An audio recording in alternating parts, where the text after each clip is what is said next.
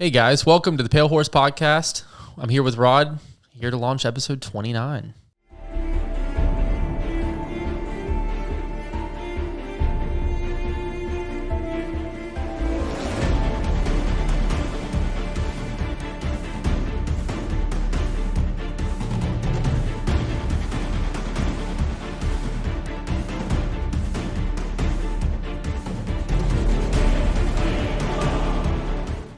All right, so it's been a while since we've been here. A lot's happened over 2025. It's been a really long year. It feels like it's been a lot longer than it has been. When we asked Britt, she said it's been February. I was like, there's no way that's right. But it has been February since we've launched a podcast. And part of the reason being here at Apex, we've gone through a ton of changes. 1st of March, rad, the range that we used burned. We watched it. We weren't there. We weren't there when it happened. We didn't do it. But we did have class. Yeah, we did have class as it was smoldering in the back of it. Yes, we did. And so, of course, then moving forward from that day on, couldn't have classes there. And so we had to take a whole month of April, part of May, rearranging, finding locations. Rod and I toured a ton of ranges. A ton. Yeah. Well, far more than we wanted. Found some great places. It's just been an adjustment. The ranges are great, but it's just been an adjustment. Hopefully in 2026, we got more ranges. We're looking at Dunn, North Carolina. We're looking at Mebane, Burlington area. Yeah, Hall River-ish. Oh, yeah, yep. And so that's a good one for you guys who are used to training with us in Burlington. And then hopefully down toward like the Bragg area, outside of Dunn, Sanford-ish. But just a lot happened. And training industry has been crazy. Classes have been full. And so trying to manage new locations and new places and new people and life, crazy life events. And then I thought maybe on the summer would calm down, and I feel like life just got nuts. It feels that way. Everybody. Yeah, for sure. And so it's been good. 2025 classes I thought have been probably the best year of classes as far as growth. We've had quite a few guys who have really hung with us over the year, really invested in training. Really embraced the schedule and all the changes. Going to the different ranges and places. So it's been good. Yep. Yeah. And their growth has been exponential. I love what we do because we're able to interact with people. And a lot of our business, y'all know this, like your pack members, you come to the class and you've got 3 or 4 guys and they've taken 10, 15 classes. And I like it because we get to see their growth over years. There's some guys that have been training with me for 6 years now, 5 years now. And so, you'd see kids growing. But these guys who've stuck with it this year, I've seen such personality changes on top of skill, set changes. They're just phenomenal shooters and, such well-rounded people. And I think that's what I love about our schedule. Our schedule is far more holistic, maybe is the word I want to use. All-encompassing, well-rounded. So it's not just a pistol, rifle, shotgun. We try to do the CQB, the blades, the TAC med, the vehicle defense. Doesn't matter what it is. You would try to the survival, the edible plants, medicinal plants, because I think being that well-rounded operator, civilian, whatever you want to be, is prepared. Really exactly, is really the key, because you never know what situations you're going to face with. And so we want to have some tool for a toolbox in those situations. And that's the one thing I like about CAG. They're always, if they have a problem, they go find solutions. They'll go find the best vehicle mechanics and learn how to fix vehicles. They'll go to some off-road courses and learn how to winch, out. They'll go to these just school after school after school after school. Because they're always students, they're always learning. That's something that we try to pride ourselves on staff, to do as well. But yeah, the guys who've stuck with it, I thought has been great. And I've always said it, and Rod knows this, we very much are in alignment, is we don't want to be a place where you just come to shoot better, right? I want to be a place where you come to think better, to think differently. It's one thing to learn how to shoot well. And honestly, it's probably one of the easiest things that we do is teach someone how to go from being a poor shooter to a pretty good shooter. But things like, do you carry a tourniquet? Do you carry a flashlight? We ran some pretty complex courses over the last few weeks. Vehicle defense low light. CQB was yesterday. CQB low light. Defensive revolver was today. These are pretty unique classes that really for me, I focus on the thinking and the tips and tricks far more than, trying to shoot better. My experience has been like those tips and tricks are the things that people are like, like you're going up to a car with tinted windows and you put your cell phone on there. Sure, and you can see everything inside, and all of a sudden, like you got 3 people going, "Wait, what? Yeah, that works." Yeah, it's like, yeah, man, come check it out. And it's the tips and tricks. That's right. Yeah. Before you bail out a vehicle at night, how do you check your blind spots? How do you see what you're bailing out into with the flashlight? Photonic barriers of a windshield. A good example yesterday was one of the students was playing good guy in CQB, and he's talking about his wife. And I said, I'm going to play wife, So here I go. I'm yelling out from the kitchen, honey, do you want mayo or mustard on your sandwich, And Christian was playing out 4, and Christian, kicked in the door and had an AK, and I yelled and, started to yell at him, and he sent around and hit me in the leg as I was running back out of the house. Try to like resist for a minute and try to fight Christian as the wife, unskilled fighter. He was like, nope, I'm not doing this. Shot around, hit me in the leg, as I come into the bedroom, husband's drawing down on me and I'm in foreground, background. And so I said, I'm hitting the leg, I'm bleeding out. And it was a perfect artery shot by Christian, And I'm hitting the leg, and so he's the husband's students holding the long angle of the hallway and trying to manage the chaos and exchanging rounds, and I'm yelling, I'm bleeding out, I started a timer on my watch. I was like, you got 2 minutes until I bleed out. Ready, set, go. And so bleeding out, and he goes, honey, get the tourniquet. I said, where's the tourniquet? Does your wife know what the tourniquet is? No, it's in the nightstand. Okay, great. So I said, all right, how do I put this on? And you see him, holding long, and you see him go, we index. And I said, have you ever taught your wife how to put on a tourniquet? He said, no, I've taught her how to shoot and fight. He said, but I've never taught her how to put on a tourniquet.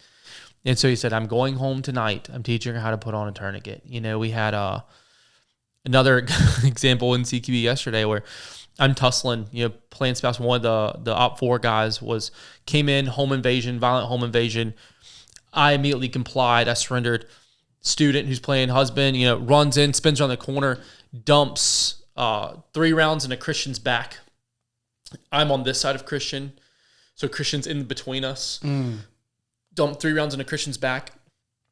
4th round entered my ribs right here at an angle, because I'm a foreground or a background issue at that point.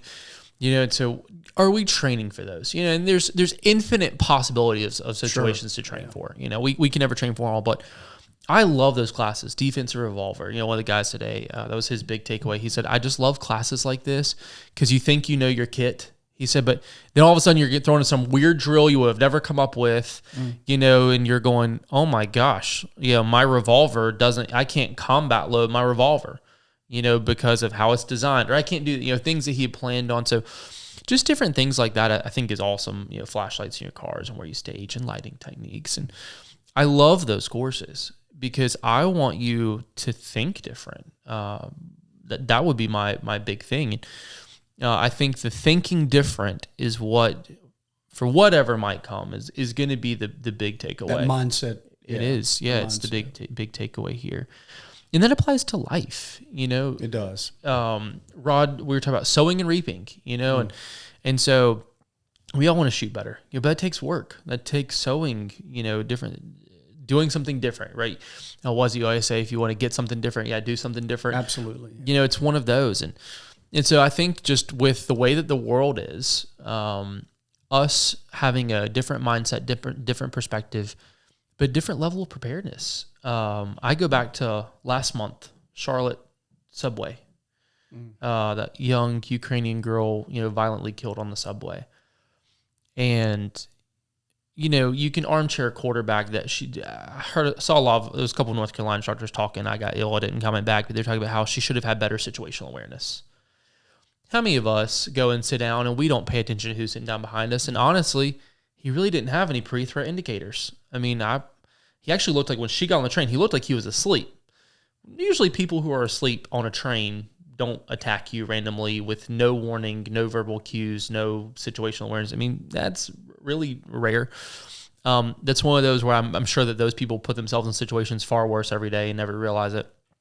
But She was sitting there and doing her own thing. He had no pre-threat indicators that I saw. Leaned over, stood up, stabbed her. And then we watch the video footage. Everyone's been passing that around. We watched the video footage of her sitting there bleeding out to death. No one intervened. No one helped. The bad guy went and stood by the door with a knife in his hand, bleeding. Just that was the one thing that really shocked me is that nobody came to her aid, or even after he had moved away, and nobody tried to help her. No, not at all. What you saw was people do the exact opposite. Yeah. They moved away from her. You had the lady that was on the left. She got up, packed all of her bags up, and she walked away towards the threat. The guy behind her did the same thing. He got up and moved to the other end of the train towards the threat. And so, I mean, why do you think that is? I think it's you don't know what to do, so you try to get away from the situation. It reminds me of an ostrich. When an ostrich is under threat, they bury their head in the sand. Yeah. And so they're not thinking tactically or anything. And could someone have held direct pressure on that poor girl? Absolutely. Someone had med kits on them. We carry hemostatic gauze. All the guys on staff do. We all have hemostatic gauze on us out and about in public. And so could we have helped? Maybe, right? Would she have known that she wasn't going to sit there and die by herself, unknowing what to do? She just stood there in shock and she didn't know. I don't even know how quickly she was. She'd been stabbed. And she just sat there like not saying anything, not knowing. And so, to me, it's that mindset. Well, you and I talked about it after it had happened. We had a pretty lengthy conversation. Yeah. And we were talking about, what would I have done? Or what would you have done? Right, yeah. And, kind of went through that. And, but the only way that you really know, like, I think everybody would like to say, I would have went and helped her out, But the only way you really know that is to have had that thought, maybe had some training to understand what it is to do. Yeah. And I think, like you were saying with, CQB, it's, honey, I'm bleeding out. Where's the tourniquet? Right. We don't always think through things like as fully as we should. Yeah. We get part of the way, but we don't allow ourselves to grow completely or fully. And I think that's one of the great things about, the classes with Apex. Well, it's twofold. One is that there's such a variety of classes. Yeah. I mean, there's literally nothing that you could need that didn't offered. And if there is something, then we'll add it. Yeah, that's right. We'll find one of the guys on staff or find somebody with some experience to teach it. Yeah. We'll train up or whatever needs to happen. Then the other part is, I've seen you were talking about classes in 2025. The sense of community has been wonderful to watch. Astronomical. So it's the individual growth, but then also I see students and even in staff and students, and I mean just the growth that I think that we've experienced over the last couple of years has been pretty phenomenal. Yeah. Yeah. Well, that also you said something great. I'm gonna end up copying and put on a T-shirt after this podcast. And you said we start the thing, but then never arrive at the destination, never get there. A fire, we talked home defense yesterday, a fire extinguisher. Where's everyone's fire extinguisher? In their pantry, under the sink, in the garage. What if it is 2 o'clock in the morning, 3 o'clock in the morning, and you smell smoke because your wife put the clothes in the dryer and she fell asleep, and then the dryer caught fire, something happened. How are you going to run through the smoky, blazing inferno out to your garage to retrieve your fire extinguisher? Lowe's had fire extinguishers on sale. I was there on, Thursday or so. I don't know when it was, last week or week before, getting some Target stand sticks. And they had them on sale for like $20 for a fire extinguisher. That would be in my bedroom. There is one in my bedroom. Like, that is something that I think everyone should have in their bedroom. I saw a deal the other morning. It was like the deal of the day. It was the little aerosol ones. Oh, yeah. Love that. Honestly, I mean, they're small. They're compact. You can put them anywhere, have them anywhere. Kid can use them. Absolutely. And people don't train on a fire extinguisher. Yep. Have you taught your kids how to use a fire extinguisher? It was the old adage, go build a bonfire in the backyard, make s'mores, and when you're done, use a fire extinguisher to put it out. Teach your kids how to do that.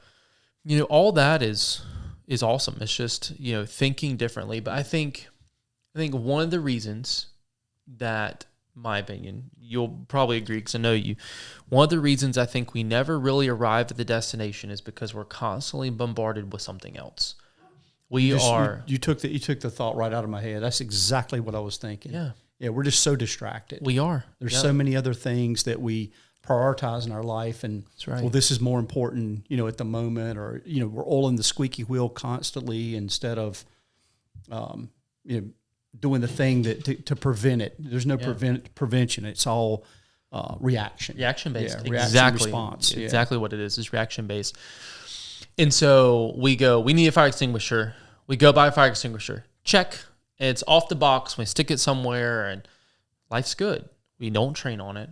We don't buy two so that we have one to train on and practice for me and my spouse. And we don't make sure they're current. Yeah, exactly. Right. It's a check the box and do the thing, because 5 minutes later, there's something else that we're going to have to deal with, and there's something else we need to buy, and this consumer mentality. You always, there's a line that you use, I love we tell students, but you say we're drowning in information, but starving for wisdom. Yeah, that's exactly what it is. It's that mentality. And so we're never really getting there.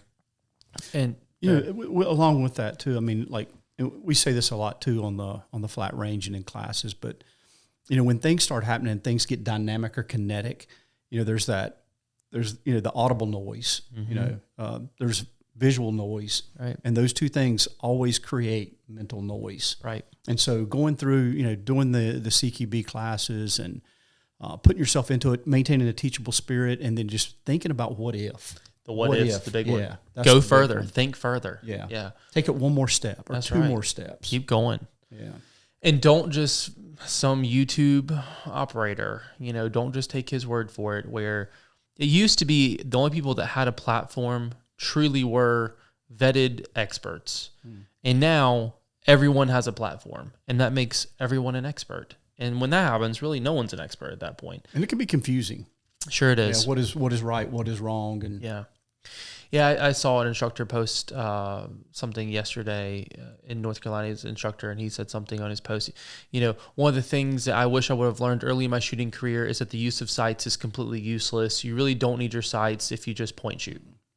And that was his big post, because he shot a indoor match competition. He was talking about how he really didn't use his sights. He just point shot everything and placed really high on the match. That is not a good reason to say that you don't need to use your sights. I'm sorry.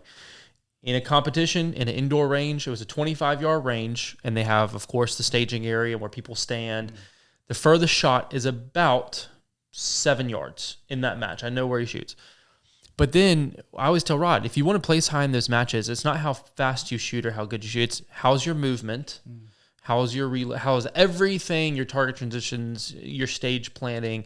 How is really everything besides shooting? I mean, we got some phenomenal shooters, but some other guy will smoke them on a stage because their movement's better, or they think through their planning a little better. It's not really so much the shooting, But anyway, so that was his whole thing. And so you have got guys like that. And then today, one of the guys saw it in class, and he's like, well, I mean, saw this guy made this post, and like, how big does sights, how much of a factor sights really play? I'm like, oh, geez, I shouldn't have to have this conversation,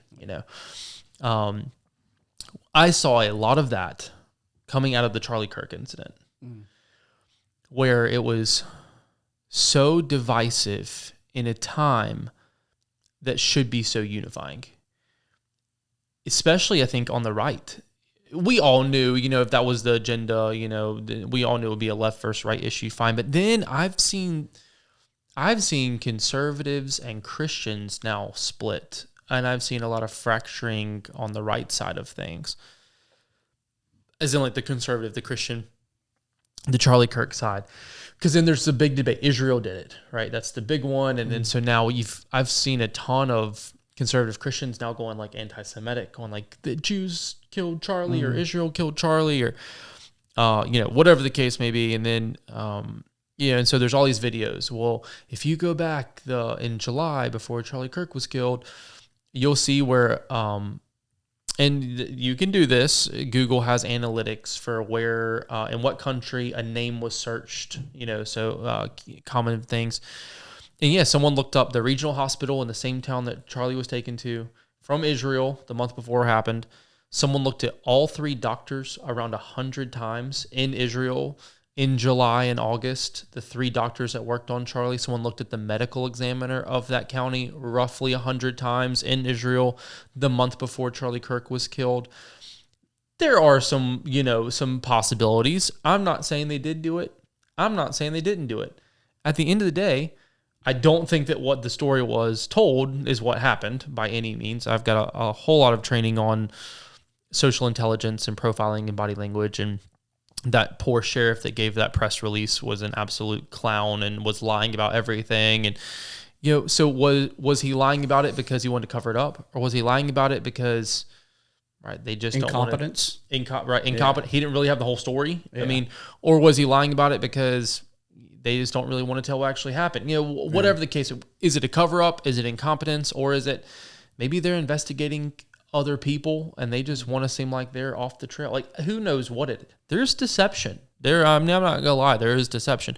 Do I think a 30-06 was stopped by a vertebrae? No, I don't. Not at all. Not even a little bit. Where the doctor said it was a miracle. His bones were like concrete.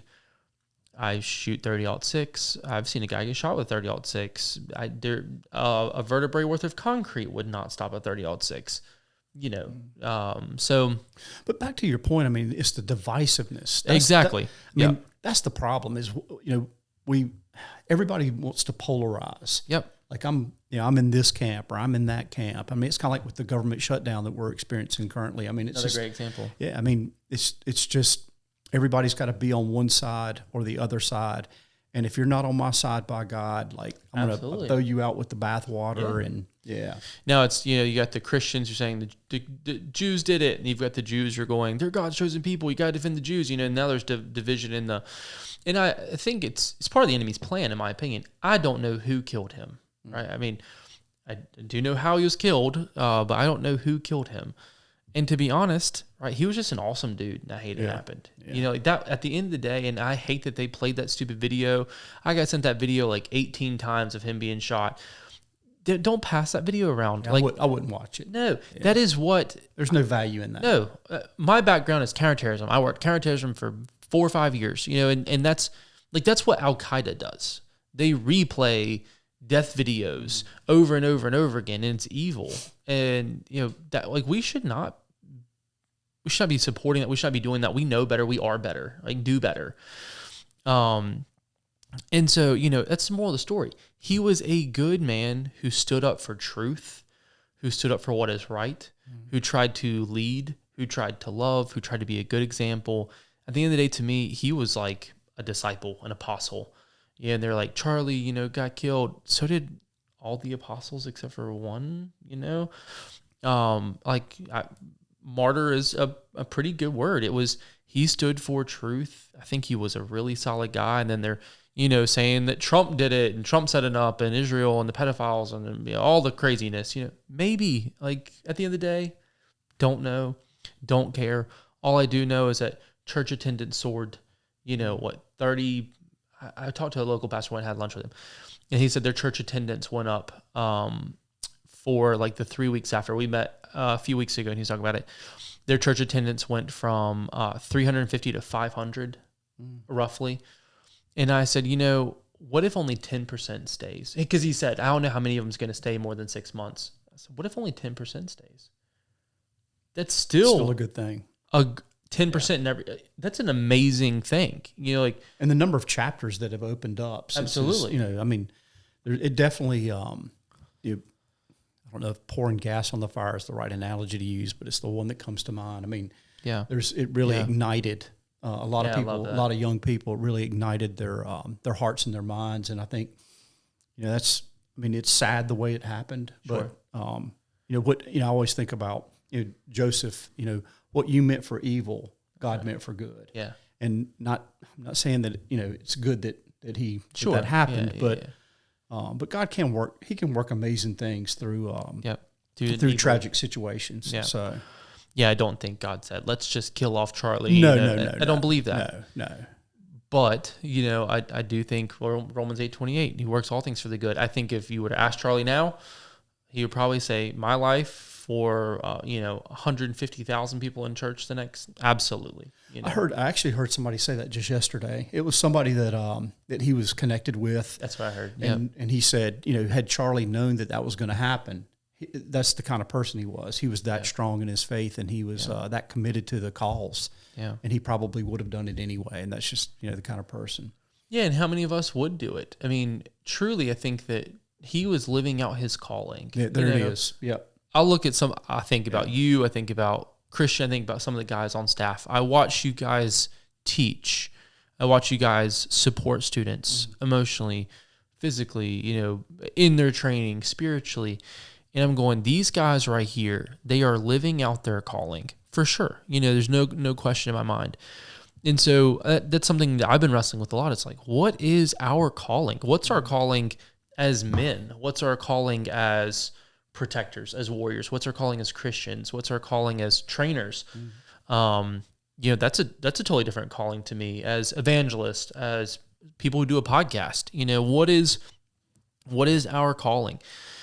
And I think that so often we get hung up in lies and in bitterness, and life happens, and we just start to get so fragmented. Jaded. I was going to say divided or fragmented, jaded, or we've just lost all perspective of what our true calling is. Well, there is no main thing. There's just so many things. That's a good one. Yeah. That's a good way to say that. Yeah. No main, write that down. No main thing. Yeah. I'll even say like at my age, and I'm almost 60 years old. I mean, I still struggle with it sometimes. Like, in prayer, like, God, what is it that I should be doing right now? And it's just, I don't think it's not that I'm wringing my hands or, that I don't feel like I can make a difference where I'm at.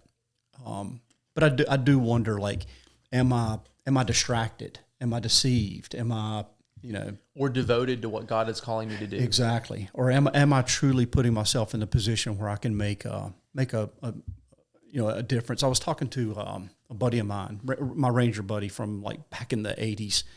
We were actually had a conversation this morning. We were talking about, I do the Robin Sage thing, and we were talking about that. And, it came up, and this is exactly the conversation we were having. And, it's rough down in the G base. I mean, man, it's rough. Like, it's smelly. Yeah, it's hard. It's I mean, there's no power, no electricity, no running water. I mean, you're killing pigs and deer and goats and whatnot. It's tough down there, and it's tough, at my age. As I get older, I just don't have the stamina or the physical strength that I had when I was a 25-year-old man. And he asked me, he said, why do you keep doing it? And I was like, dude, I'm telling you why I keep doing it, because I get to interact with and hopefully have a positive influence on one or two young men. And I mean, I've got probably 15, 20 ex-students that I text every day of my life. And I'm sending them, a daily prayer or words of encouragement. I talked to one guy yesterday, and he didn't make it through dive school, so he hit me up, hey Mac, what's going on? I need to talk to you about this. And he was just down on himself, but and I know we're going to get there, but what I told him was like, dude, just keep planting seeds. Like you can't give up. That's right. Like you just got to keep planting, and you got to keep preparing, growing. Yeah, exactly. And you give it another shot. Maybe next time the end result will be different. So, but yeah, I think we need to be with what we're sowing. We definitely need to use our calling, recognize the gifts that God's given us, and if it's such that you can find a place to be able to make a difference, then I think we owe that to humanity. We owe it to our brothers, and we owe it and sisters. But we need to do that. We need to give something instead of always taking something. That's a good one. You talk about God's calling. There's two examples that come to my mind. David, right, hard after God.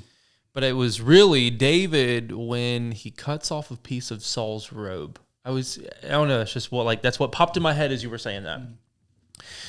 I mean, could you imagine a man who's hunting you, trying to kill you, who is, in a cave, and all of a sudden you're in a cave and he's vulnerable, and you choose not to kill him? I don't know that I would have the awareness, self-control. I probably for sure wouldn't have the self-control. But I would even say maybe even awareness. How many of us in that situation would take matters into our own hands, would trust that we know best?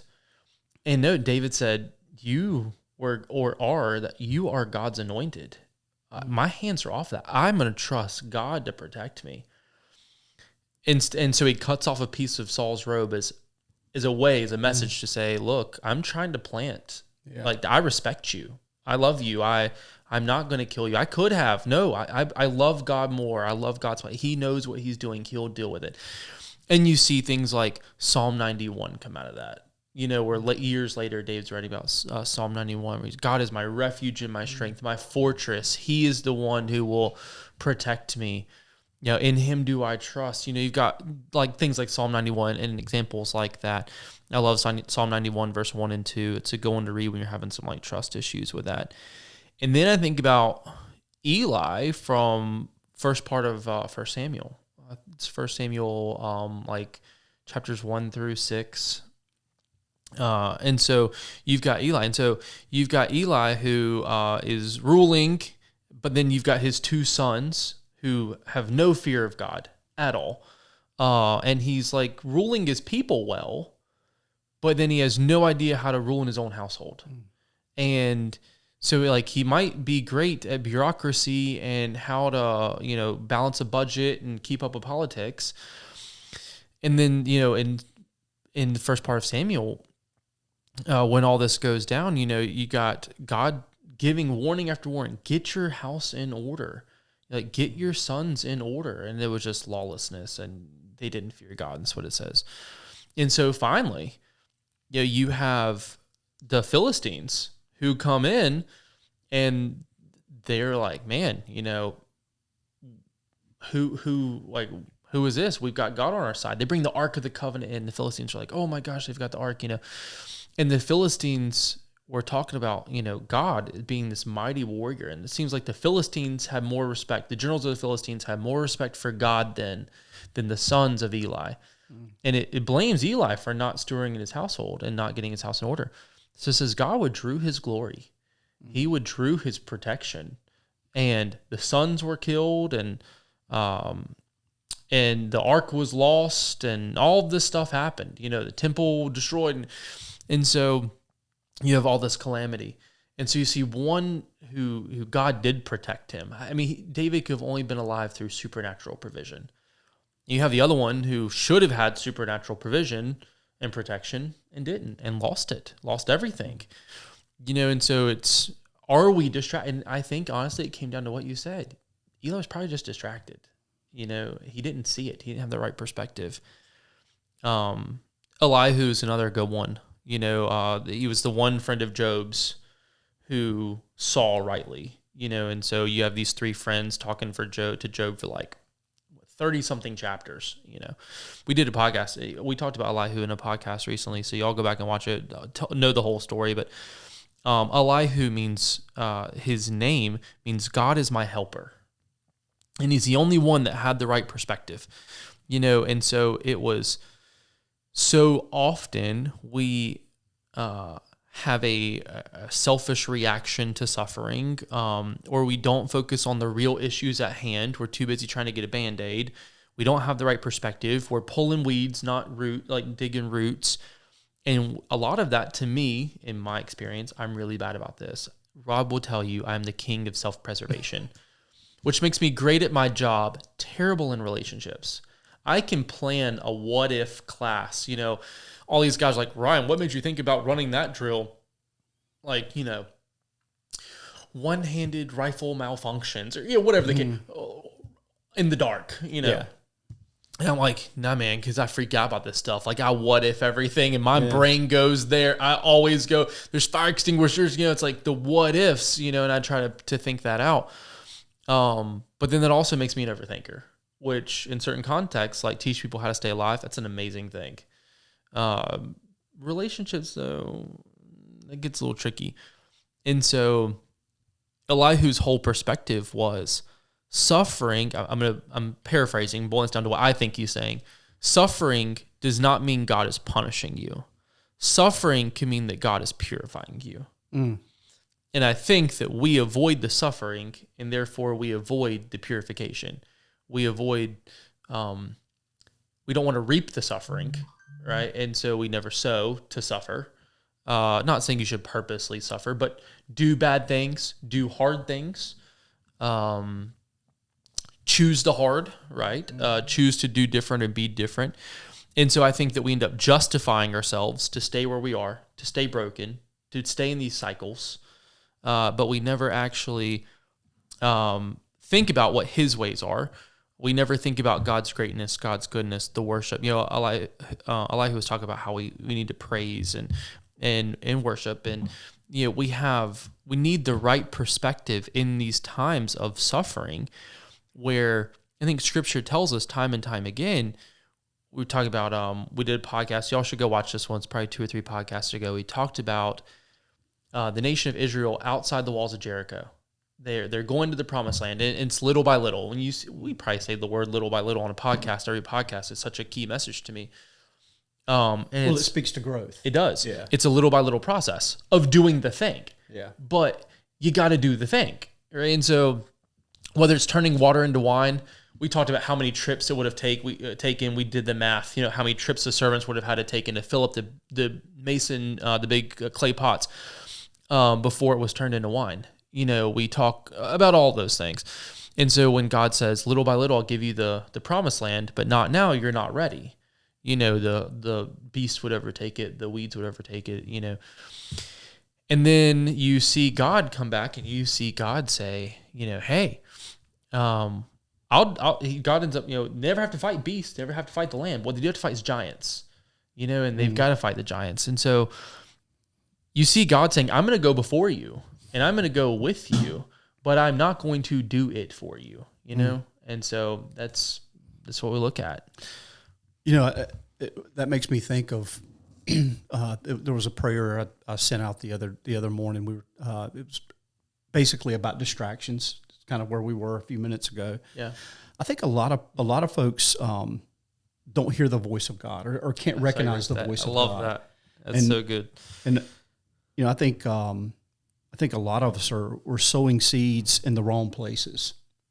I love that. Yeah. And so the be still and listen part of it, I think just a lot of people miss that completely. And, you know, we can never know, like going back to what we were saying before, you can never really know God's will, his plan, his purpose for your life if you're not hearing his voice. And I think that's where oftentimes I think we get off track a little bit. And then we need to understand that, you know, when we hear God, you know, there's a moment between prayers and answers. And that place is called faith. You know, it's the place in between. So like when a farmer sows a seed, you know, there's a period there where nothing's happening, nothing visibly is happening. Yeah. I remember we talked about this one time. It's been maybe a year ago, and you said, yeah, and the impatient guy goes and digs it up. He digs it up and says, me. Is it growing? Is it growing? And then covers it back up. I think oftentimes we do that. You know, we just don't have the patience because you know, there's so much stimulation, and we require so much stimulation in this, you know, in the culture that we live in now. But sometimes God says go, and sometimes God says slow, and sometimes God says grow, and sometimes God says no. But we need to understand that all 4 of those answers are okay. If we, like you said, if we believe Romans 8:28 is true, you know, I'm thankful that God hadn't, you know, given me everything I've ever asked for or prayed for, because I'd probably be a hot mess for sure. I've asked for some things in my life that probably were disordered. Would have regretted a month later. Right. Yeah. Exactly. So, you know, I think, you know, number one, you know, being still and listen, being undistracted, you know, get out of the darkness, get into the light, and then be still long enough to you know, to pray and make your requests known to God, but then also to listen and to be patient and let the voice of God, let the Holy Spirit speak to you and through you and help guide you. You know, because that's what he said the Holy Spirit would do. He would be here to guide us. Yeah. Yeah.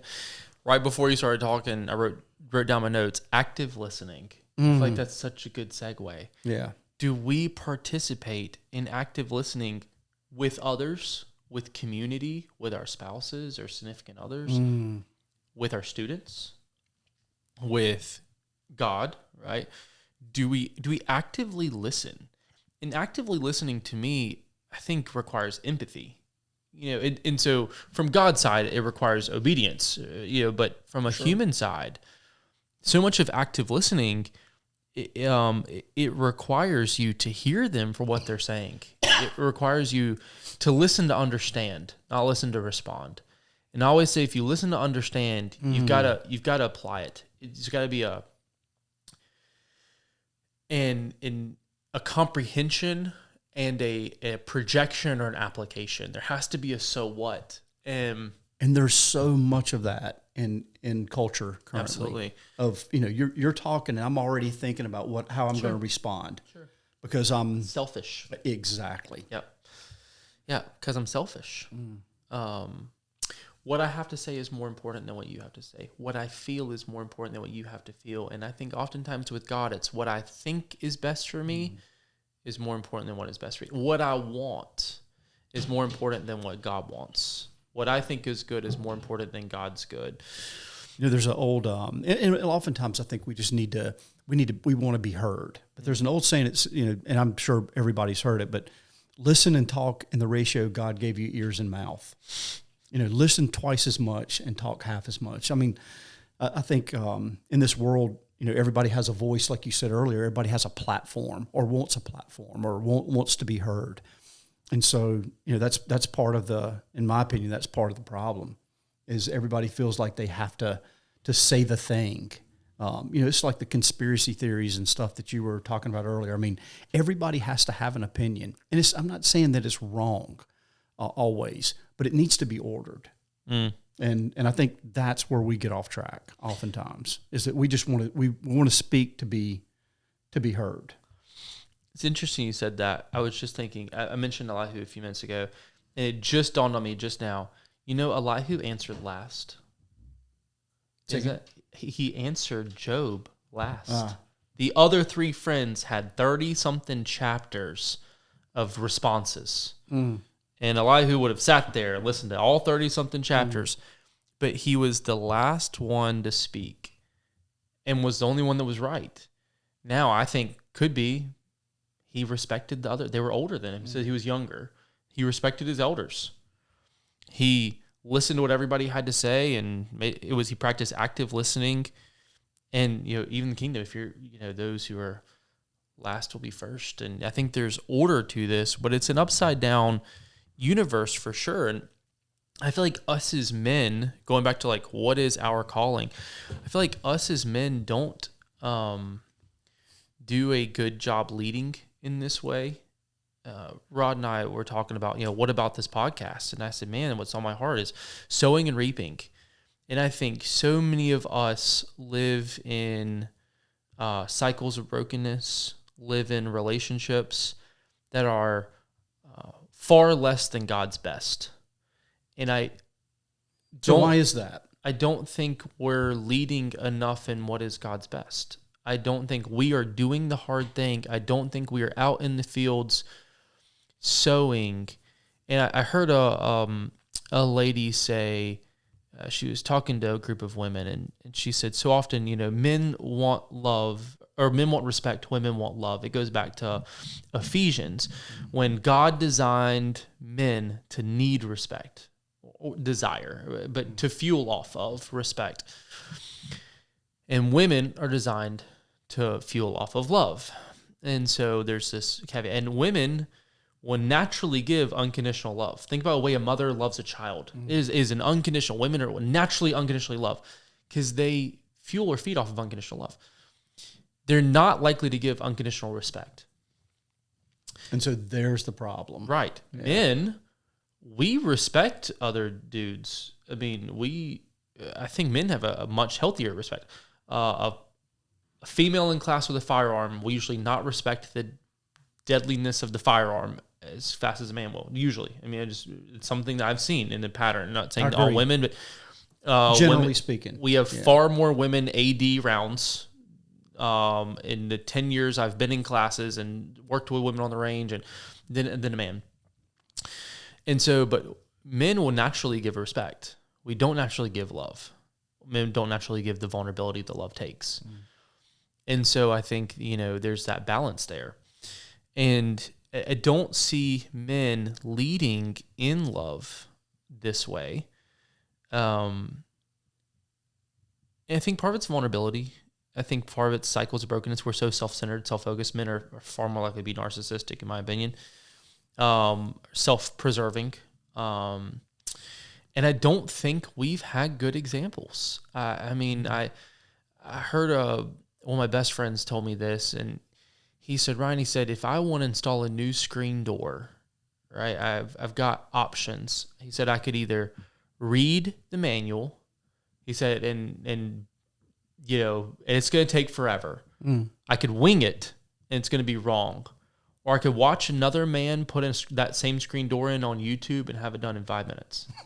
Yeah. We don't have a lot of men to emulate. I'm thankful I have you, but if I didn't have Rod, I don't know where I would be. I would be still probably a very broken, hot mess express.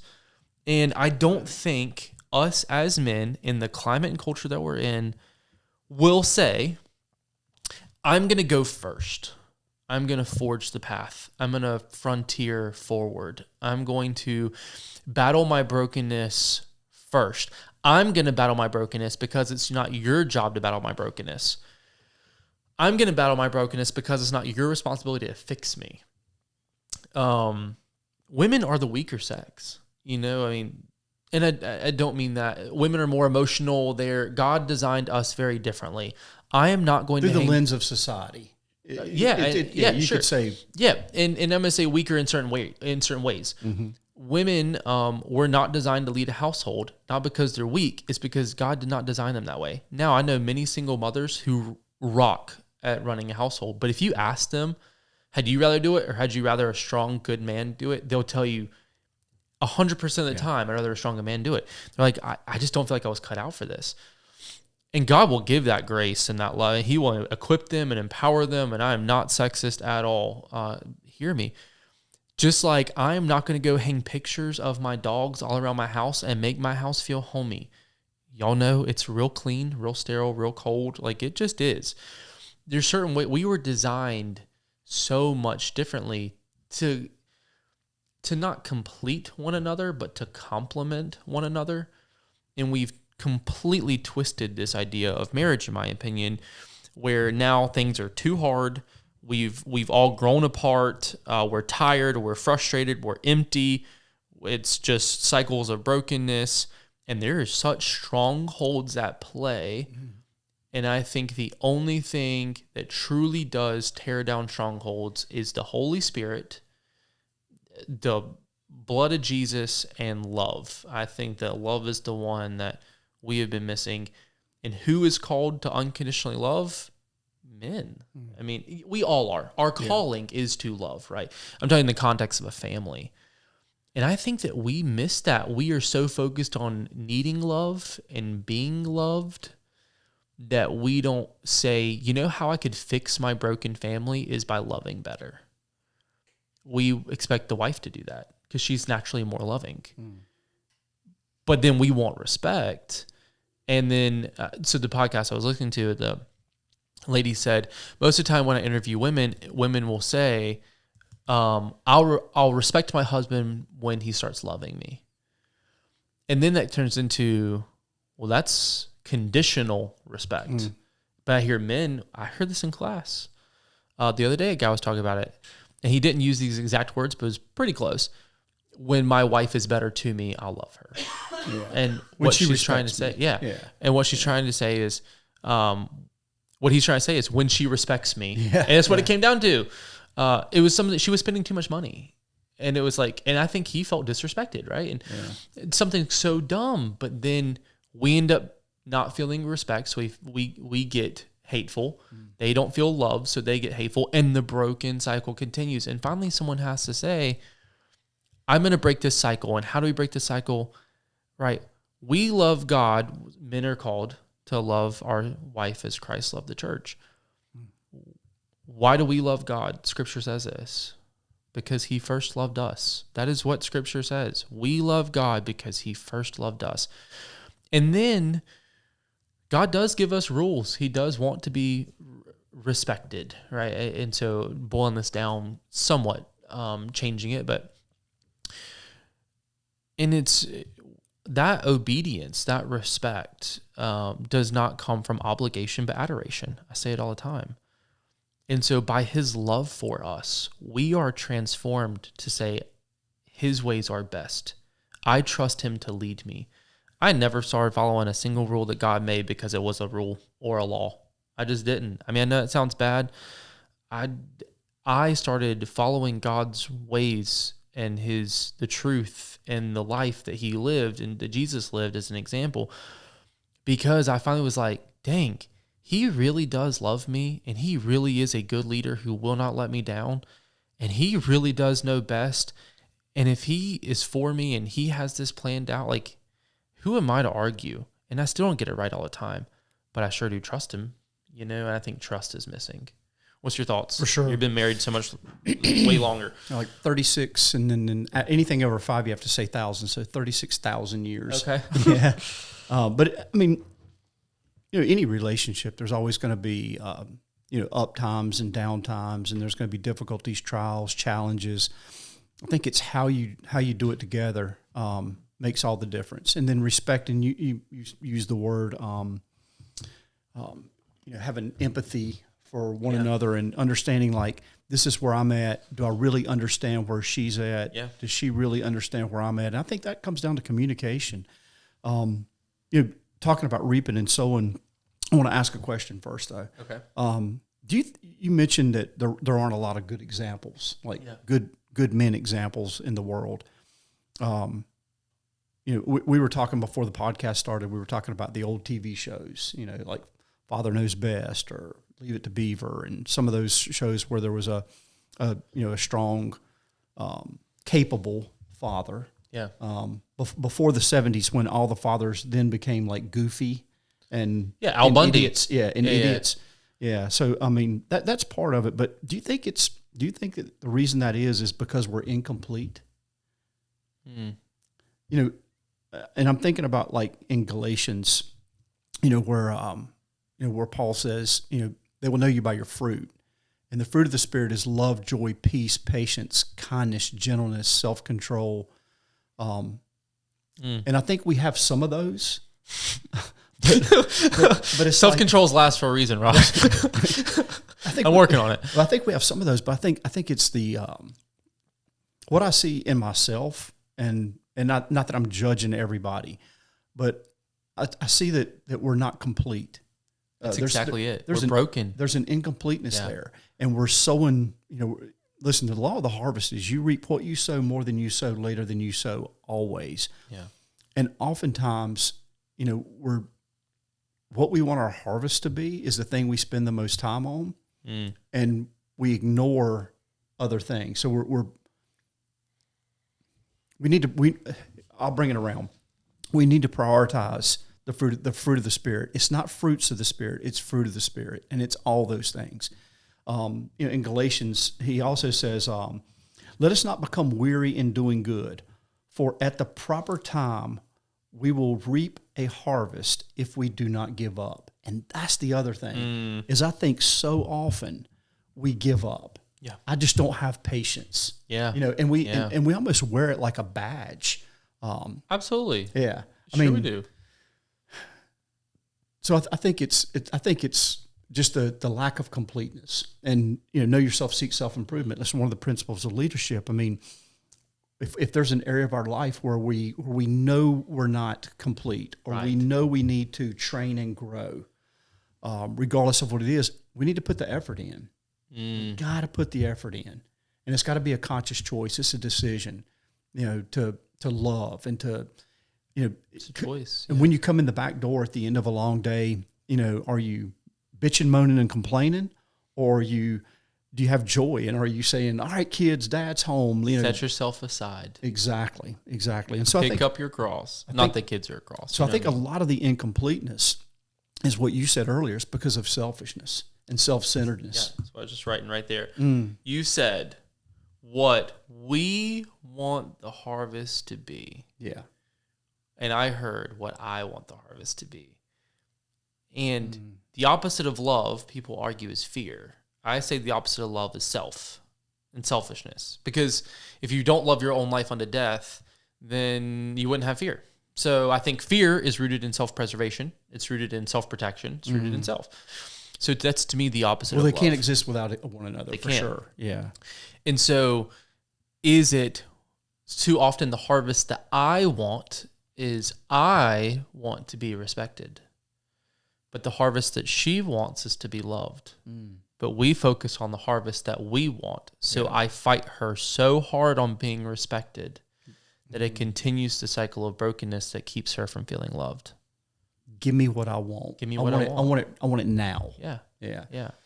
And I think culturally, I mean, we've talked about this, and I talked to a lot of guys about this thing.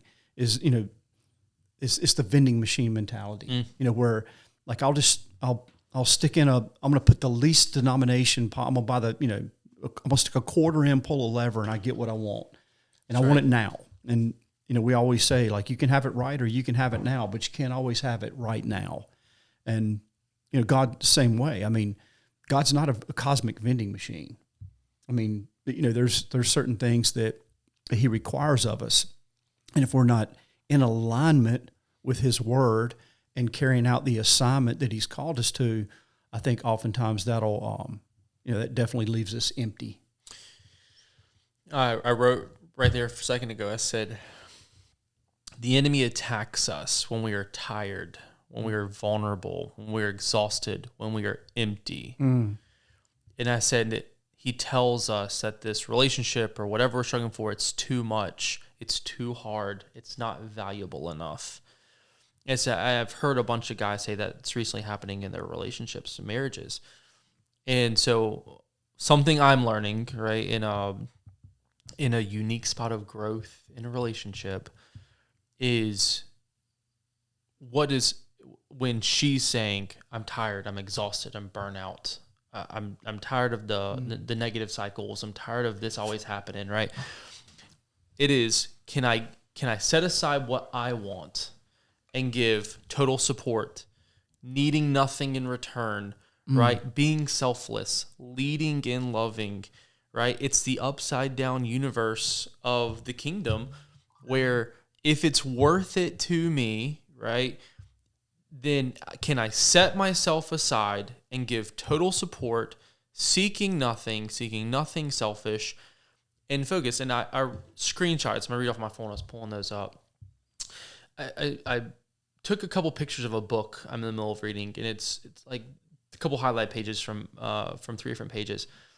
And it's talking about healing in relationships. And it says, when we are entrenched in the ruts of unwanted behaviors, our motivation to change is rooted in the desire to be free from our behavior.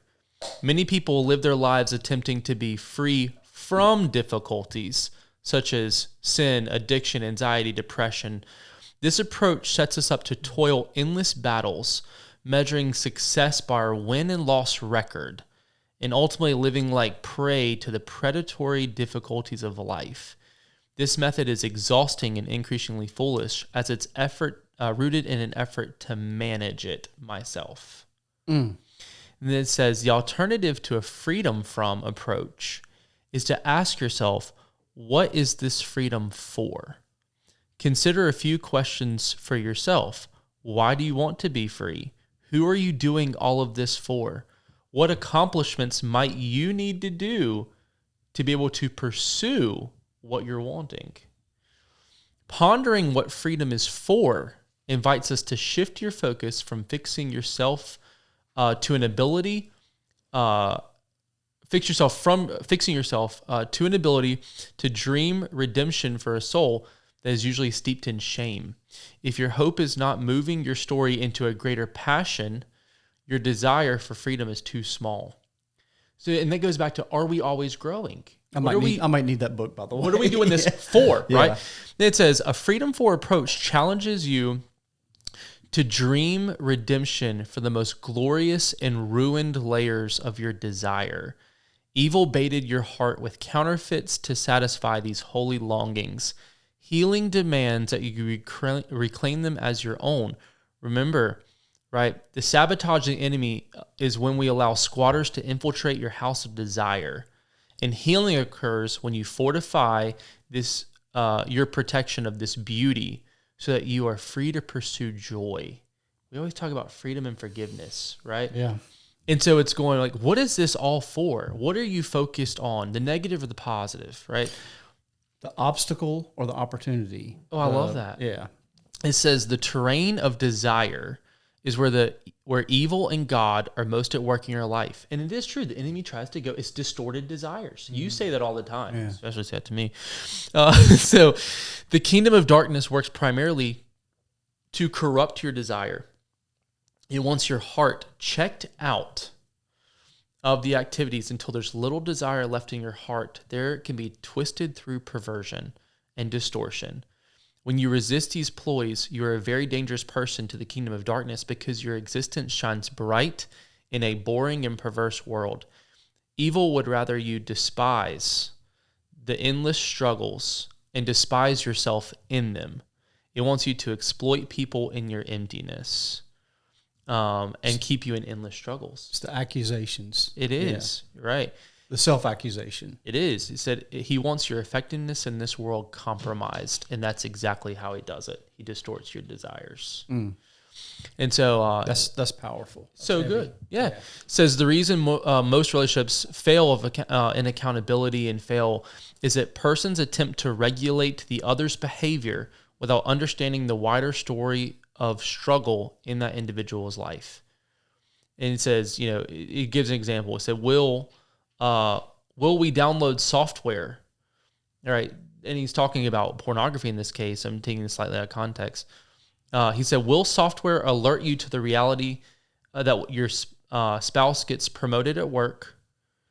You get envious, become drawn toward a deeper involvement in pornography, and end up having an affair. Will software do all of that for you, was his question. Because everyone goes, well, I'll just fix it with downloading anti-pornography software or accountability software. And what he's saying is, will software pull the weed, right? Or will it actually get down all the way to the root level? And that's so much deeper. He's saying, so your spouse gets promoted. You get envious. You now think she's the breadwinner. This leaves you be more drawn. And it's this big paragraph going down because we don't actively listen. We don't take it steps further. We don't practice with the fire extinguishers after we buy them. We never arrive at the destination because we end up going back to these old cycles. And it reminds me of scripture. It says in Jesus, endured the cross. Why? For the joy set before him. We've got to do the hard thing now in this upside down universe. Get rid of the comfort now. Do the work now. It's counterintuitive, but it's for the joy set before us, And obedience fixes most of it. Yeah, it does. Yeah. Obedience to God's word. It is. Yeah. And each other. Yeah. In love for each other. You said something yesterday to me, 2 days ago.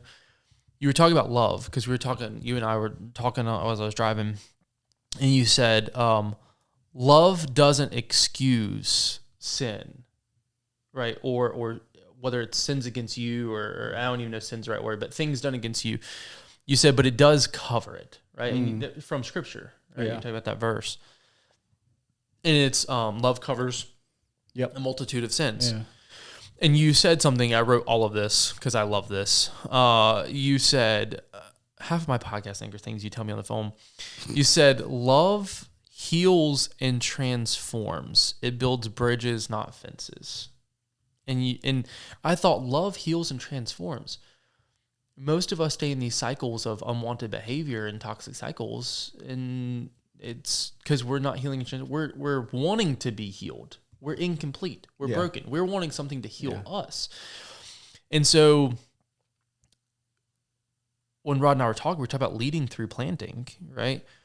And I wrote, don't wait for the harvest, that you want to be planted by somebody else. Oh, that's good. Us as men, when I'm learning in this rough few weeks or whatever of, a relationship is, you're right. We all have brokenness. We all have insecurities. We all have problems. We all have negatives. And we deep down want it to be we want it to be perfect. We want it to be easy. That's never how that works. The microwaves, this is hard, so it must not be right. No, that's nowhere. Learning how to shoot good is hard. I mean, there's lots of things that are hard. And so, but we don't want to, we want to wait on our spouse to do it or our significant other to do it, right? You as a man, I'm speaking to men here, I don't think we realize that we set the tone of the household. Our leadership really does set the tone of the household. Is your spouse too scared to come to you with vulnerabilities because of the precedents you've set with your reactions, not responses? Is it anger? Is it jealousy? Is it trust issues? I'll take that one. And so, no, you plant the harvest that you want in the household. It's your job. You're the man. You're the protector. You're the provider. You're the sower. They should be the reaper, of it. And so, to me, I think it's a choice. And so, in the last few weeks of, the relationship that I'm in, I'm going to have to choose. We've got to break cycles. We've got to do better, let's just say. What I've learned through all of this is it's up to me to step up and to lead. Even if I was done wrong, it wasn't my fault. Me, I'm the victim here, blah, blah. We get into these cycles and then they've got to prove this and it's what they've got to do and none of what I've got to do. But I think we want the same thing, right? We want peace. Sure. In a relationship, we want to feel, wanted, appreciated, valued. I mean, all those things. But the funny thing is that's not what we're sowing. Not at all. So it's nowhere close to what we're sowing. Not even close. So we're expecting to get, love or respect. Tomatoes. Yeah, sure. But we're not planting tomatoes. No, we're planting peppers. Yeah. Yeah. We want respect, but we're only sowing selfishness. Or we eat our seed corn, and there's nothing, and there's nothing left to withdraw from. Nothing left to sow. Account's empty. Yeah. Seed bag's empty. Yeah. You withdraw it all, and then you wonder why everyone feels empty. You wonder why you then feel empty, and so it was one of those where, in the relationship, it was kind of rocky and I'm like, oh my gosh, they've got to choose me and they've got to value me and they've got to prioritize me and it's me. Why? Because we get in this self-preservation. Can't say the word self-preservation without the word self. So it's the opposite of love. So then what I realize is in me being in self-preservation mode, I'm actually being horrendously unloving. But then I think me being horrendously unloving is making her not respect. And so then that's even more, likely that she'll be not respectful. And then the whole cycle continues. And she starts a cycle and I stay on the cycle. And then it just is a perpetual cycle. And so, you told me something. You said, I don't know what name you call me, but you said you've got to give her a choice, right? And so there's a choice to leave, right? Or there's a choice to stay, and you don't want to force anybody into that choice. We, in that self-preservation mode, we control, we dominate, we manipulate. We are authoritative, not authoritarian, not authoritative, right? And so you have to become what you want, what harvest you want. And it's even more than sowing. It's becoming. Sowing's the first step. Yeah. It's becoming. And so you said... And understanding the law of the harvest is in effect. It doesn't happen overnight. It's, I think that's why patience is so important is one of the descriptive words of the fruit of the Spirit is because, you think about a farmer. There has to be faith, hope, trust, and confidence that if I put this seed in the ground, and when I put it in the ground, what am I actually doing? I'm burying it. I have to bury it in the soil where I can no longer see it, in order for it to produce an increase. So I think we oftentimes, Ryan, I know this is true for me early in marriage, but I would find myself, being impatient, wanting it now, and saying, well, I did this. Absolutely. Why can't I get in the last 2 hours, I've been very loving. Yeah. Be respectful long term. I said thank you for dinner. Right. Yeah. Yeah. But it's not that. It's being known by all your fruit, by your fruit, and what what you display or what you live out. I always I heard a preacher say this years ago, but he said that he painted a sign in his for his back door for when he walked into the house, and he said, "Home is where I live out my faith." I love that. Yeah. And I thought, man, that is so powerful. He's preaching and he's helping people, but his home was where he lives out. I love that. The Word of God. And I thought that was really good. It made me question, you were sitting there and just think, ask yourself in your marriage or relationship or friendships, or how did we get here? Yeah. I think many of y'all would say, you would wake up one day. I know that I just had this conversation. It was, man, like, it's been the last 4 months or 4 weeks or so, and like the relationship I'm in, it's like, it's been awful. You going, how did it get here? What happened? It's little by little. Yeah. How do we move so far away from where we wanted to be? And you said you're known by your fruit, but isn't so much of why we're struggling? Okay, I'll at least pick on me is. And my buddy Ethan said this. He said, the most vulnerable thing for you, dude, he said, is to be fully known and not loved. He said, but what if you're fully loved but not known? And he said, but what you really want to be and what everybody wants to be is fully known and fully loved. I mean, I think Rod pretty much knows all of the worst sides of me, right? And we don't live together. We're not married. But I think besides, someone that would live with me and be married, he probably knows the worst sides of me. Probably besides Sheila, I probably am one of the people that know the worst sides of you, but also the best sides of you. Like, there's no secrets I have from Rod. I think, I tell him my life story by day basis. We talk, we do life together. Like, you and I genuinely do, and I love that. I'm thankful for that. But I know that I can tell Rod anything. I can call Rod and go, dude, I just made the dumbest decision ever, right? And I'll tell him, I'll be like, hey, usually I'll call you and say, something mean. I say something mean. I'm like, I need my butt kicked, right? Yeah. And exactly. And so, but why? It's because I know that this guy right here, he loves me. There's no doubt in my mind, right? And vice versa. And so it's to be fully known and fully loved. And we hide versions of ourselves, but then the trade-off is, then our spouse does see our ugliest versions. They get our ugliest versions. And I think we're so scared, whether it's men or women, that we won't be loved or respected, or we only give the best versions. Because when you squeeze an orange, what comes out is orange juice because it's what's inside of it. And we squeezed out all the good and we're left with some bad. We got to work on that. How do you change your character, change your nature? Going back to what Rod said, you got to change the fruit. Yeah. If you want orange juice, but you only got lemons, what you need is a different fruit.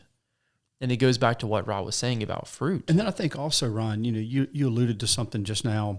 I think we have to be honest with ourselves. And we, my advice to everybody is you need to have a younger man in your life, and you need to have an older man in your life. The older man is somebody that can hopefully, that you trust, that has good character, and can be trusted, so that they can impart wisdom to you. But then you also need a younger man in your life, somebody that you're, bringing along too. Yeah. It's so important to do. But I think being honest, so that's accountability is part of what that is. But being honest with yourself, because oftentimes, Ryan, I think we deceive ourselves. Absolutely. If I tell you something long enough, I mean, at some point you'll begin to believe it, or you'll begin to at least question, is that true? I think we do that to ourselves. It's that narrative that we have in our head where we know what we're doing is not godly, or it's not, it doesn't check any of the boxes of love, joy, peace, patience, kindness, goodness, gentleness, self-control. It doesn't check any of those boxes, but we do it anyway, and we do it long enough so that it becomes part of who we are. And it's, and it's the worst of us. But the deception is actually self-deception.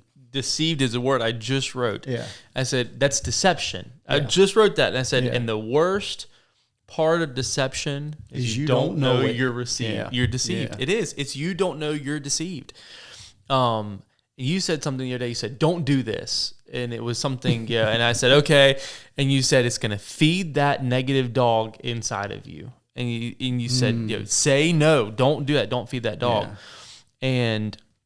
And so it goes back to that where I think so much of us is we're begging to be fully known, but also fully loved. But that requires unconditional love. That also requires vulnerability. It does require vulnerability. 100%. You have to be vulnerable enough to say, it's okay if you don't love me, right? And that's a hard one. It's okay if you have a choice to make. Yeah. And we do not do good with that. And then it also means that what we got to do, we got to love first. Yeah. Right. That's part of that. And so you're saying to yourself, I think the beautiful part of marriage to me is it's saying, I love you enough to meet you where you are, but I also love you too much to let you stay there. No, you need to grow and you need to move forward. And what it means is I love you too much to stay there. It's I love you too much to stay where I'm at. That's it. Is the right answer. Yeah. It should, how I look at it so often is I love you, so I'm not going to leave you, but I need you. I need to fix you. I need to pull you along with me. I need you to love me through this and support and coddle my feelings, right? When it says, right, I love you too much to stay there, what I'm really hoping, or people hoping, is you pull me up with you. Yeah. No, it's I love you too much to stay where I am at. I have to go to war with myself and fix myself and say, this is what we've got to do differently. Be willing to scratch and claw because it's meaningful. It's a fight. It's a fight. And so to going back, something this past week, I ended up being so deceived. Rod knows this. So deceived that I ended up making it like it's either me or this, and it was something so unrealistically disordered, and so I needed that point, and I would have believed it. I would have argued, I would have justified, and we justify our brokenness so easily. I would have justified it and said, well, it would show that she would choose me and da-da-da-da-da, and me, and I have my needs and insecurity, and you're going through this whole thing, not thinking that this other person also has needs. And then it was, there was another person involved in the situation, and that person certainly, had needs. And so, but isn't it always better to offer a hand rather than point a finger?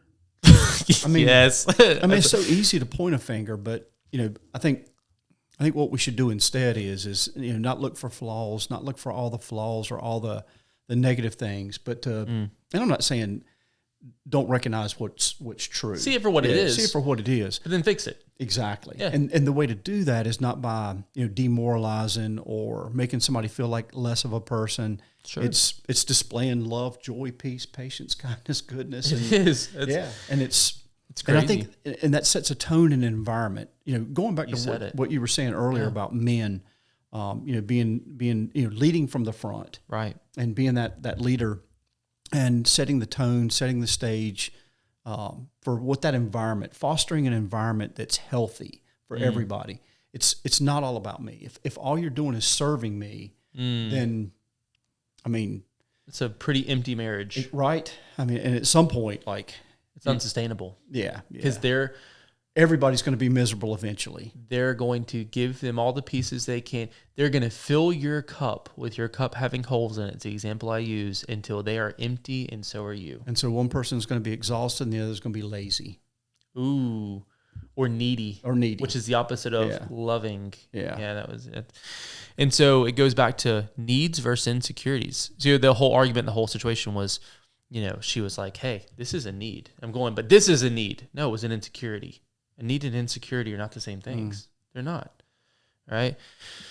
And so what I took from that, the lesson I took from that is, can we grow in love, right? Can we sow love? Can we sow love to get a harvest of respect, right? Think about it. If you want a harvest of respect, you've got to sow love. Always. That's the upside down universe. Even if you're not at fault, can you set that aside and say, I'm going to lead here? Yeah. Otherwise, the cycle of brokenness continues. We want the other person to fix it. Yeah. Well, what if I fixed it through my leadership and love? Right. The best marriage advice, I think, a relationship advice I ever got, and it's sowing and reaping, is if everything I do is for her and everything she does is for me, and we come at it completely selfless, then we'll never have conflict. If you're true in your heart, like if everything I do is for you, like with you in mind, like what I buy at the grocery store, like every decision is with you in mind, and you do the same thing, then that's crazy. You're never, I had to write that down. Then you're never self-focused. I'm getting that tattooed on my forearm. Yeah. It is. But what that takes is it takes a strong man. It takes a man to start that tone, to set that tone, to do it first. I think we all want our spouse to do that. Yeah. But we got to be the one to till the soil. Sow the seed, do the thing. Seed. Yeah. Exactly.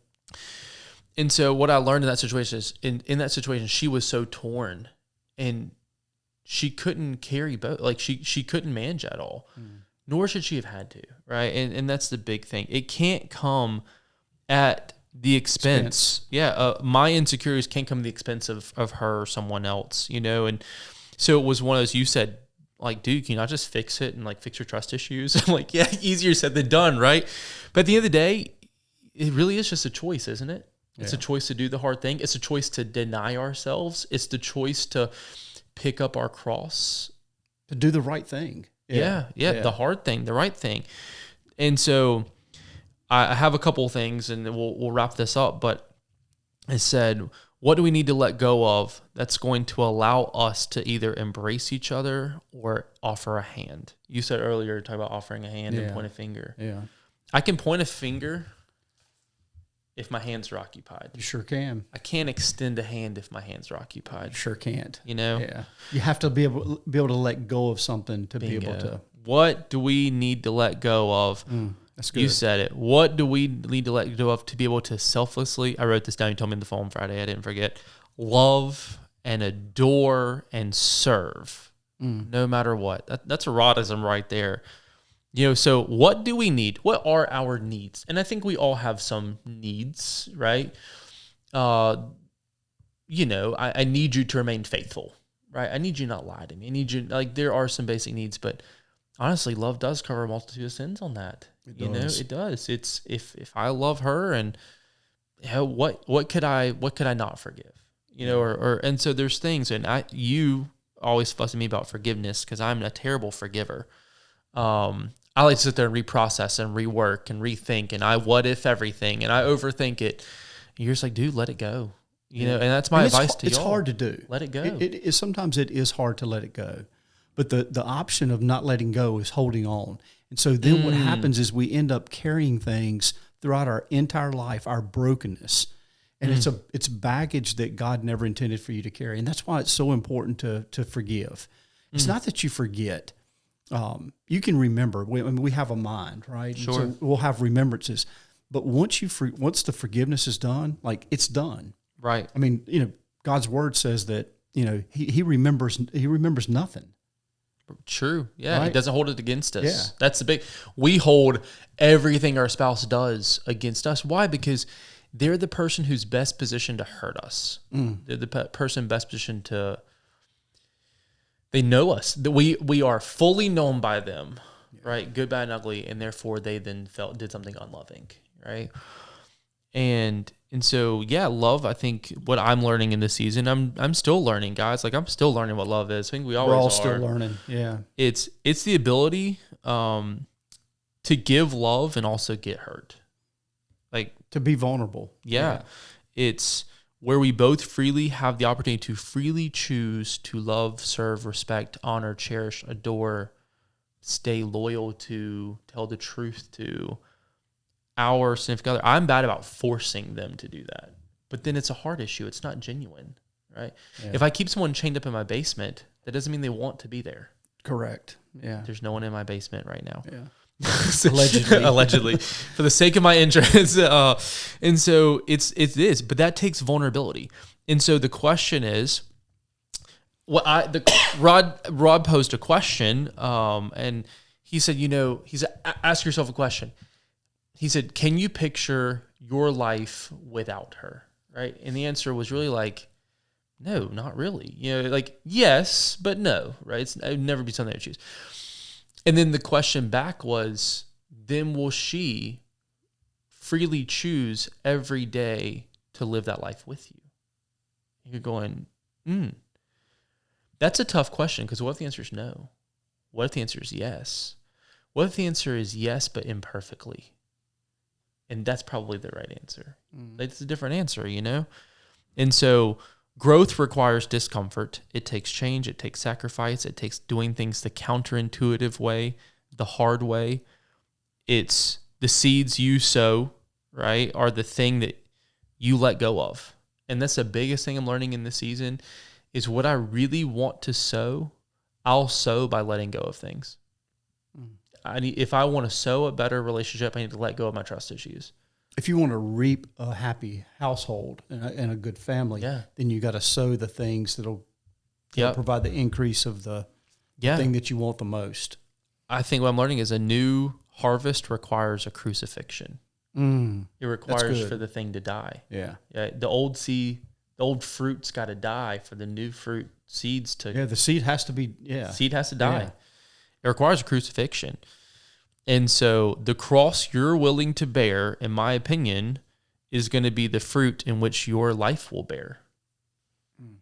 Right? It's all about bearing, right? The cross at which you're willing to bear will be the fruit at which you're going to bear. That's really what that comes down to. And so, if you want to make a change, right, rather than change what it is you're doing, change yourself in the doing.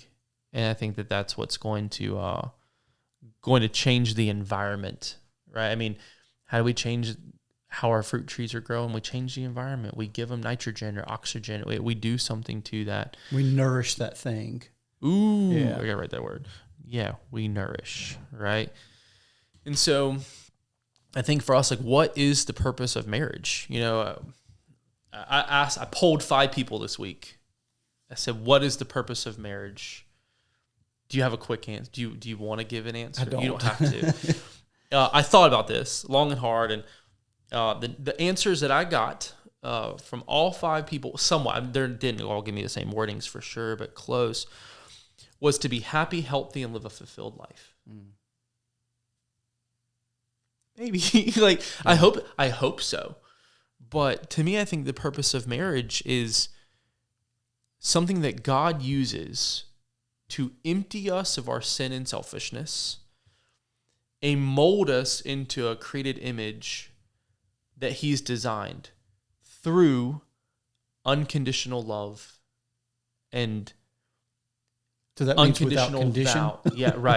Unconditional vows. He was never wanted divorce. That's a broken system of unconditional. Because why? Because ultimately it is through Him using marriage to turn us into this created image. It's a walking, talking representation of God's love for us, which is how we are actually transformed. We are only truly transformed through God's unconditional love for us and the Holy Spirit.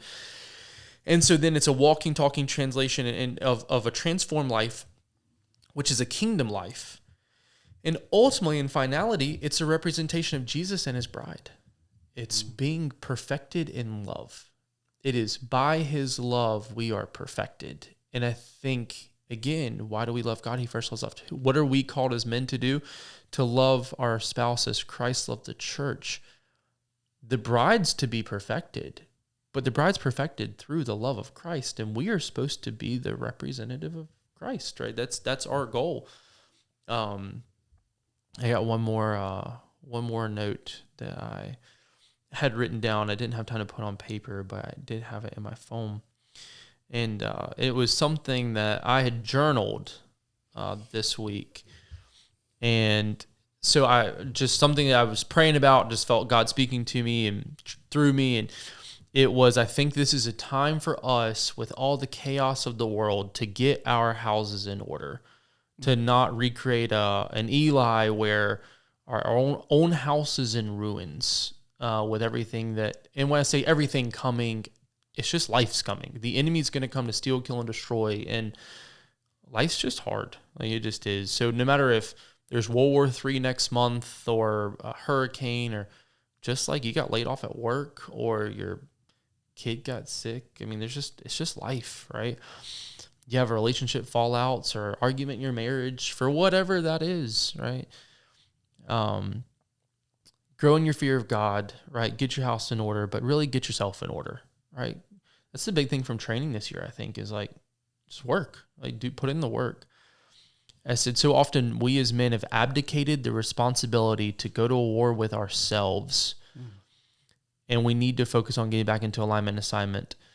And it says, and Eli, God departed and everything was lost. And I said, that spoke to me, right? Rod always says the pain of regret is so much more than the pain of commitment. We give up too early. We give up too soon. We said this in the podcast many times. We need to go to war with ourselves as men to be the leaders that our family needs to see. A strong dad leading through loving. This is my new line for the month. It's leading through loving. And so that means, right, loving and leading. And we don't want to do those things. We want to either be loved or lead, but we don't want to lead first through loving first. And so, see differently. See your spouse as who they are in God's image. See their story. Practice empathy. Practice active listening. See the story or unfolding for what it is. See the perspective rightly. See you guys as a team, right? If they're going to attack the household, they got to attack you both. And so support your callings, right? What is our calling? Support each other's callings. I truly think the solution is the same solution that it was for the story of Samuel in the book of Samuel. We need to turn to God to fix this, not just to fix it now because it's broken, but to fix it now and forever by keeping him in the middle of it. To try to fix our postures to being surrendered to his will and his ways. The power of God truly flows when our surrender is our posture. And I believe that. The strongest we can ever be is at the altar, laying things at the foot of the cross. I feel like we have to fight to fix it and make it all safe. And when that happens, we leave God out of our warfare, contending with our own welfare. That's me, right? At the end of the day, that's pride and self-centeredness. We need to fall on our face in humility and repentance. We need revival in order to change. We need to ask ourselves, what do we need to let go of and submit in order to be surrendered? What can God use to burn out, forge, and purify the bad? When we answer with a Hebrew word, Hanani, which means yes, God. Whatever the question is that you're asking, it's a yes. Whatever hard thing you're calling me into, God, it's a yes. What counterintuitive thing is God going to use to deliver us from the strongholds that we have in our lives? It said like Moses and his staff. That's what came to my mind. When God commanded Moses to let go of his staff in order to grow, right? He used that very thing to transform and deliver him into his future of path, plan, and purpose. And it said Moses didn't do that with his words. He did that with his actions and the empowerment of the Holy Spirit. It said reassurance requires sacrifice and requires covenant.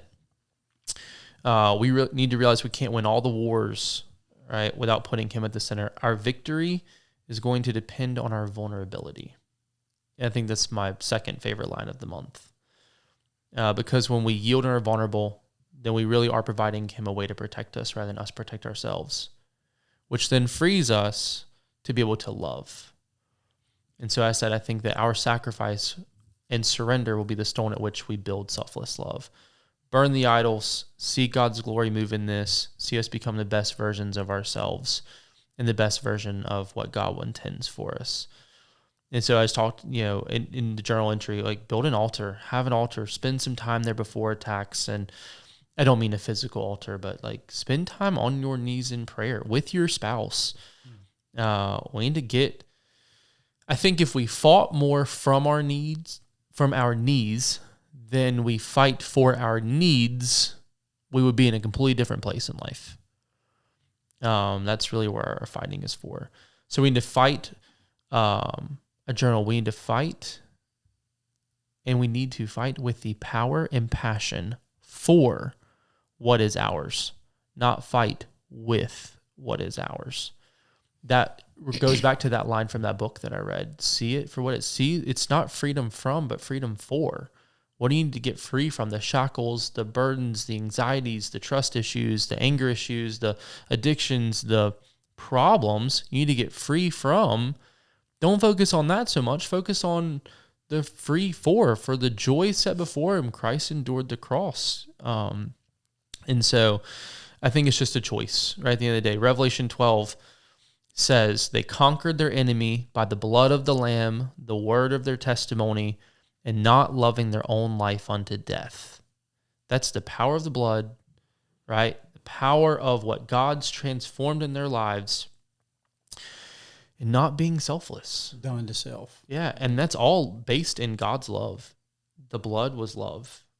The transformed nature is by his love, right? And then loving, right? All of that is rooted in love. And so I said my prayer for this month is that we really need to pray, and this is what God has in my heart, take it for what it's worth, I'm not a prophet or whatever, is pray the blood of Jesus over the relationships. That I think that right now there's power in the blood, even though society's getting away from it all. And I feel like right now what he's asking in obedience to me in my life is praying the blood over it, praying in faith, in covenant. The blood of Jesus covers it, protects it, washes it, and that we apply it over the relationship and the family, over our nation, over our jobs, over our callings. So I think it's just important we stay under the blood in the storms, being overwhelmed and wondering, and rather than manipulating, and that through the blood, like the Passover, they put it at the top of the door, right? It was the doorway. Staying under that in covenant, it covered us. It protected, right? It's a true test of faith for him to paint it on the outside of the door. The hyssop leaves they painted on with represents faith. That I think is maturing in faith, and that's how we're going to end up in wholeness and well-being, is staying under the blood and sacrifice. And why did Jesus bleed? He loved us. It's to sacrifice himself for us, to bring us back to redemption. And I think what we need a lot in our lives right now is redemption. I think in all our relationships. I mean, sure. This definitely applies, but the reaping and sowing. Like, if we want to be happy, or then be happy.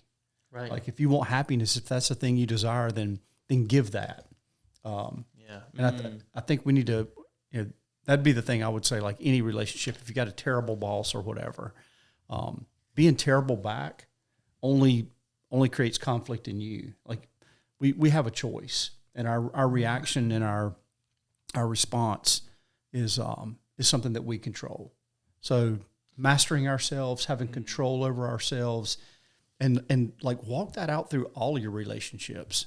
God knows we need it. I mean, everybody needs somebody that they can pick up the phone and call, or somebody that's going to give them an encouraging word for the day. And it's not that you're being selfish in that. It's not that you're doing it for self, but the gratification that you'll get from that is huge, and the harvest will be tremendous. So you're saying if I want to be happy, I have to do things that I have to do things that will bring others happiness. Imagine and not that. Focus on my own. Imagine that. What a counterintuitive, upside down universe. Yeah. But hey, that's the good news of the gospel, right? That's what it is. It's time to start prepping the soil. Yeah. Guys, thanks for tuning in with us. It's been a great, fun back to podcasting episode. Nobody I'd rather have it with than Rod. So thanks for being here as always. And you're the best. And thanks for Britt for being behind the camera and all of her awesomeness. But tune in. We'll see you guys on the line. Be safe. Keep training.